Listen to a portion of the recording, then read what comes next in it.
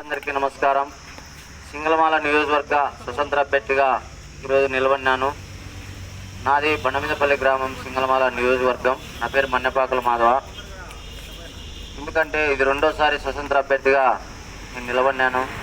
Diamond గుర్తు కూడా వచ్చింది. మీ అమూల్యమైన ఓటు డైమండ్ గుర్తుకు వేసి మీరు ఆశీర్వించి గెలిపించవలసిందిగా సింగళమాల నియోజకవర్గంలో ఉన్న ప్రజలందరికీ కోరుతున్నాను.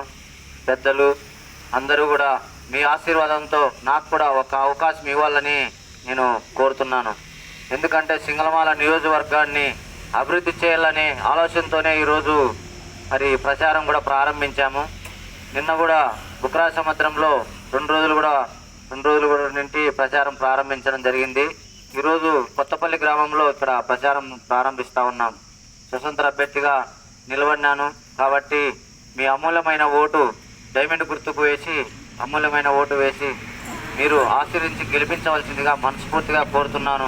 సింగళమాల నియోజకవర్గాన్ని అభివృద్ధి చేసేదానికే నేను ముందుకు అడుగు వేస్తూ ఉన్నాను.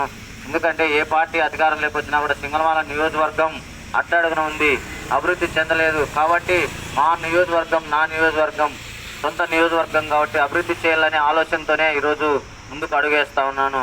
మీ అందరి ఆశీర్వాదంతో నన్ను గెలిపించవలసిందిగా కోరుతున్నాను. జై హింద్.